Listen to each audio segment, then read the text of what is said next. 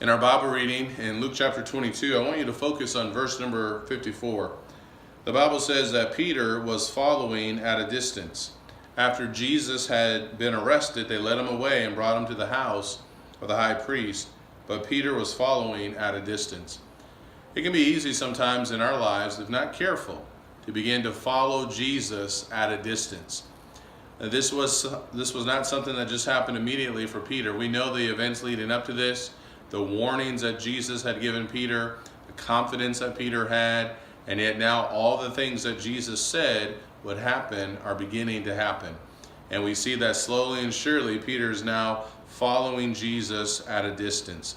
Well, later on, as we keep on reading, we know that Peter's going to deny him in verse number 56 and 57, and verse number 59, and verse number 60, and then something really powerful.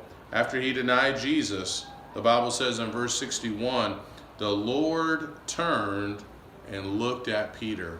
Can you imagine how Peter must have felt, seeing Jesus staring at him after denying him 3 times?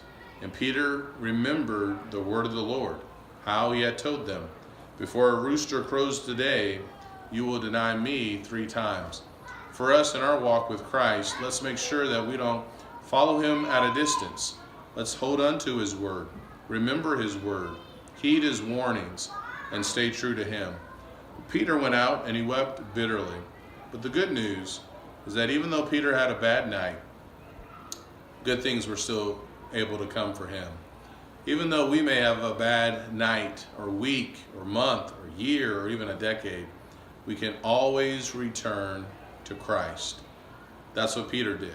Let's make sure that we do the same if we find ourselves following him at a distance. Take care, and God bless.